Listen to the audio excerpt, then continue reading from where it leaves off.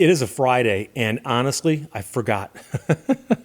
I was sitting at my kitchen table a few minutes ago, and I thought, wait, today's Friday. I'm missing something. Ooh, I forgot to record a specific video for the Vault channel, the Friday we always do, that we spend together, you and I. I was opening mail at the time that I'd gotten in my P.O. box, a bunch of new T-shirts, which will work their way into the rotation over the next few days. But I have to tell you a funny story. A woman wrote me and she said, Steve, my husband and I like watching your videos on YouTube, and we love looking for the $100 bill. She said, so I thought it'd be funny if I grabbed a $100 bill out of my husband's wallet and hid it. And then it'd be kind of like us working out one of your little on-camera things there as a little joke, but it'll be between us. She said he didn't miss the $100 bill for the longest time. And finally, when he said, hey, I think I lost a $100 bill, she'd forgotten that she hid it. And then she said, oh, wait a second. I think I hid that, but then she couldn't remember where she hid it. So I'm not recommending you try any of this at home. But if you think it's entertaining, trust me, about half the things I do in my life that I question were simply things I started doing because I thought they'd be funny. So I have to tell you that I've got 2 complaints this week where people complain to me, and I'm going to complain about them, because I have noticed this problem ever since I started spending time on the internet. And it is a very strange problem. And it has to do with people who want to correct others on the use of the language. Now, I've talked about a whole bunch of different language issues on this channel. People who think I mispronounced the word turban, which, by the way, I hope you've seen the Turban Card documentary that Haggerty put out. Came out a couple weeks ago. It's doing really, really well. I'm in it. My brother's in it. Jay Leno's in it. It's a lot of fun, and you'll notice that not a single person in the entire video calls it a turbine. But, maybe we're all wrong and that one complainer is right. Who knows? But there's a weird problem where people have, where they'll come up to somebody and go, hey, you said something wrong. You said something wrong. And I've had this happen so often, I'll often counter by saying, oh, I'm sorry, I confused you. What I meant was, and they'll say, oh, no. You didn't confuse me. I understood what you meant. Say, okay, then what did I do wrong? And they tell me something I did wrong. And I'm like, that's not wrong. That's just a way that you would prefer it not be done, but that doesn't make it wrong. There's often more than one way to pronounce a word. Many words have different meanings. And if you understood what I'm trying to say, that's my job. That's all I'm trying to do. So if you're concerned, and what's funny is I've asked people, why does it bother you? If you understood what I meant, why does that bother you? And I get one of 2 things. I get the old, well, you're going to confuse other people. So the implication is that you, the complainer, are smarter than everyone else and me, because it didn't confuse you, but you're worried it's going to confuse the stupid people. And you need to tell me that so I don't do it again in the future. And the other one I get, and it's a little less common, but I got that one this week also, is when people say, well, Steve, what you're doing is eroding the language. You're eroding the language. And they often use different terms for it. They don't always say eroding the language. But they make it sound like the English language is deteriorating unless people like them are there to police it. Languages evolve. They evolve over time, and words often acquire second and third meanings.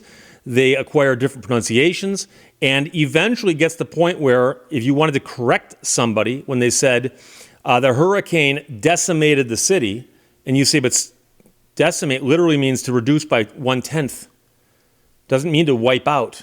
Well, guess what? It's been misused for so long now that it's become another meaning. Much like the word ironic. A lot of people are upset by the Alanis Morissette song because they say half the things she describes aren't ironic.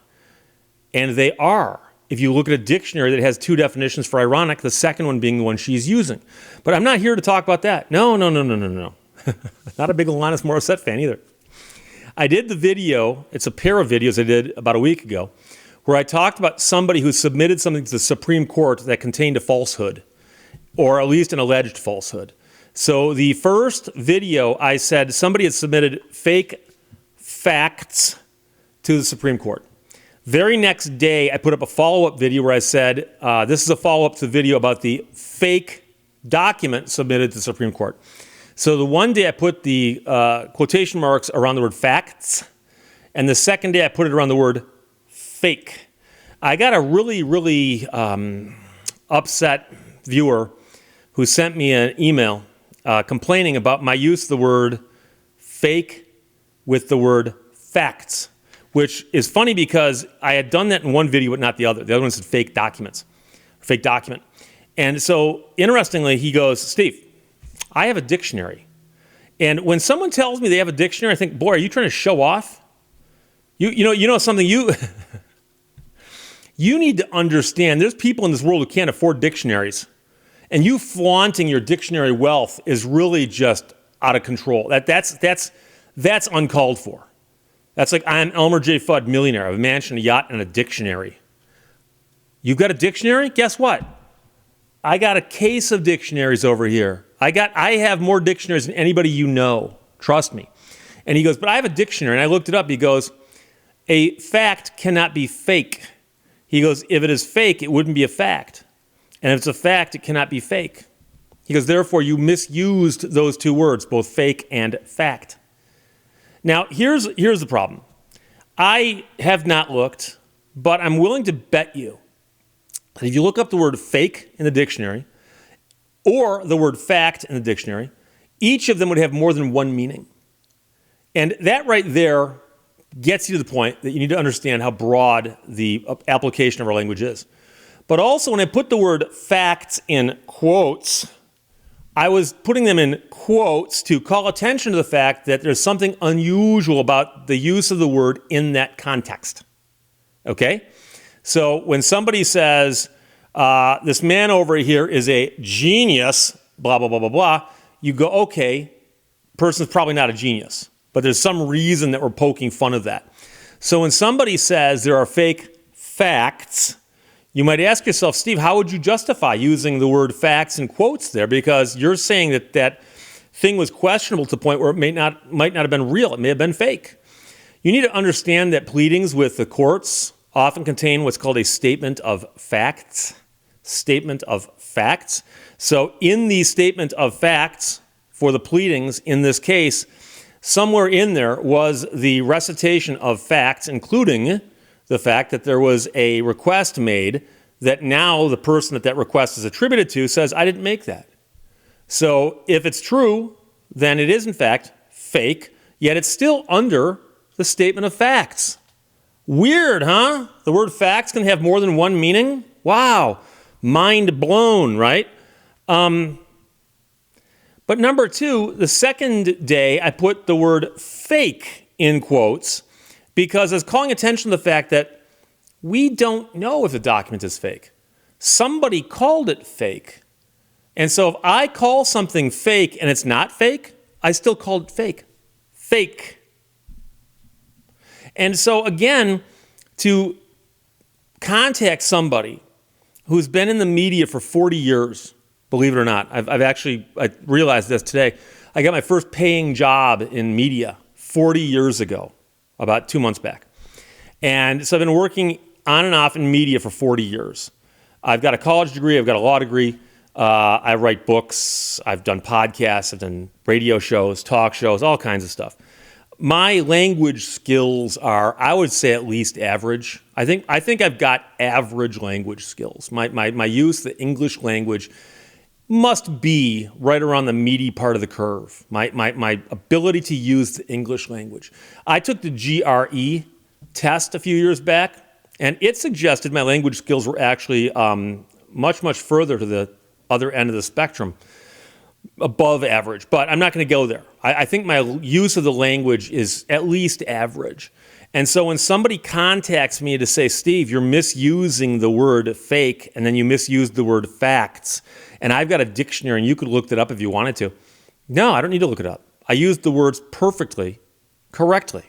I did. And if you didn't understand that, that's your problem. Oh, but I did understand it. Oh, then why are you correcting me if you understood it? You understand, my job is not to come out here and spew 15 minutes of the English language at you and do it in such a way that is faultless. That's not my goal.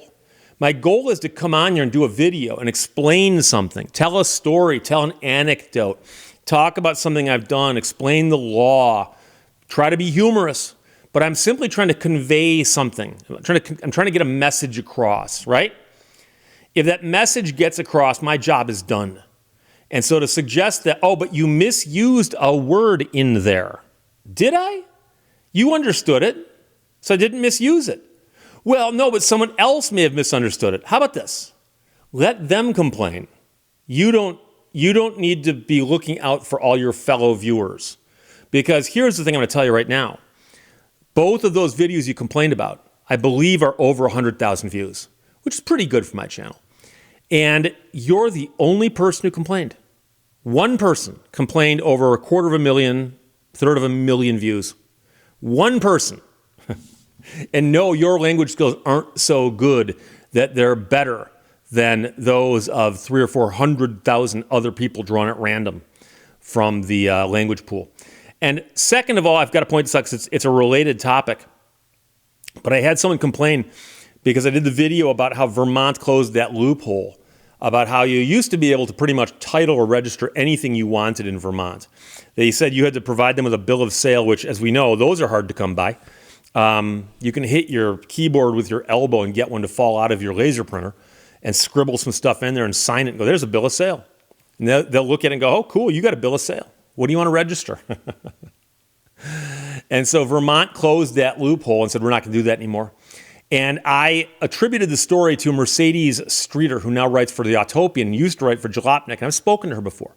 Very, very intelligent woman, very, very good writer, very, very creative and entertaining to read.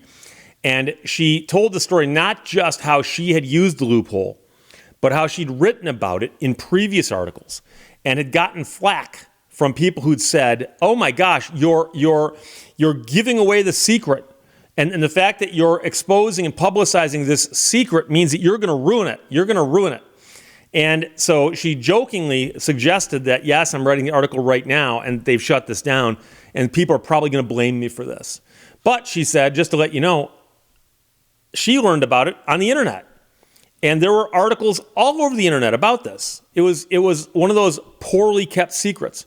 It wasn't a secret at all. But the comical thing was that people were treating it like it was. Stop! Don't talk about that. Oh, you think we're the only two people who know? So when I called it Vermont shutting down world famous secret, I was poking fun at the fact that there were people out there who thought it was a secret, despite the fact it was world famous. It was world famous. And I actually had somebody say, Steve, it can't be a secret if it's world famous. Now, I don't know if that's the same guy who complained about the fake facts and the fake document. I like to think it wasn't. So that guy's not alone out there, but maybe he is. I don't know. But here's my final thought on this. If you are listening to me speak, if you're listening to me talk, you can hear my voice, and you can understand the bulk of the words that spill out of my mouth. If you can understand what I'm saying, great. I've accomplished my task. If you cannot understand what I'm saying, whether it's because I'm speaking too fast, I'm using big words, I occasionally leave words out of sentences.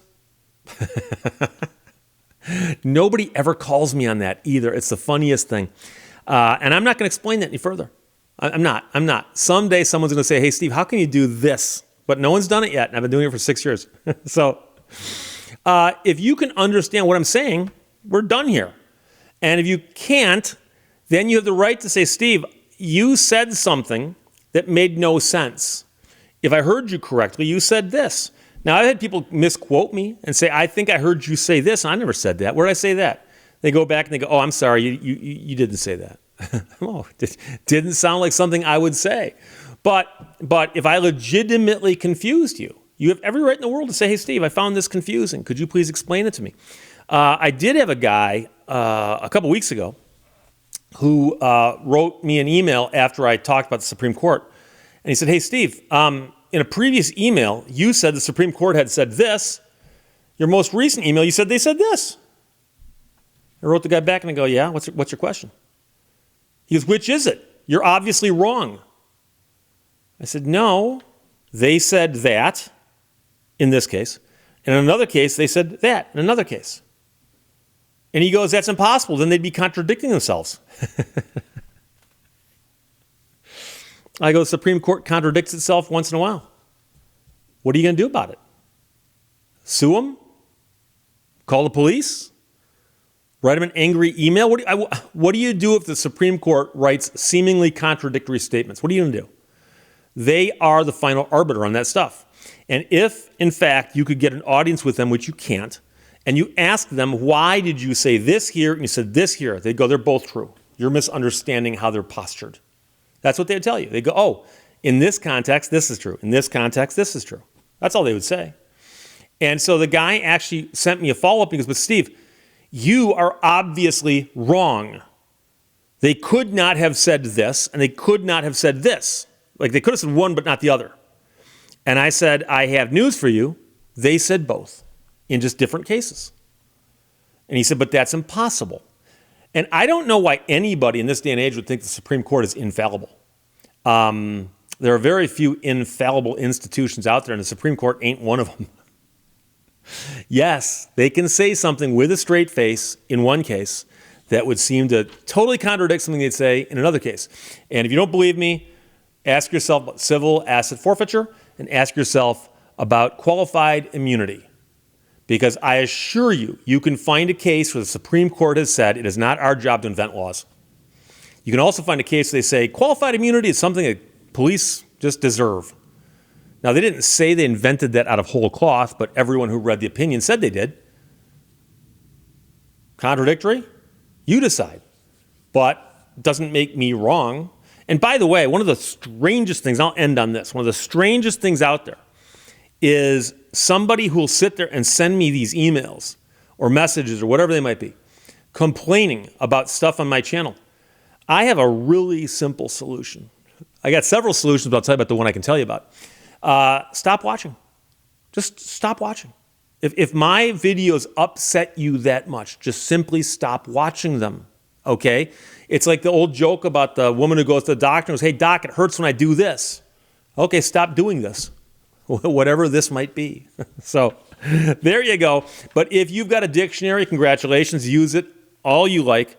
But if you think that my stuff is confusing other people but not you, you might want to just keep that to yourself. And we'll all be happy. Questions or comments, put them below. Those I'll talk to you later.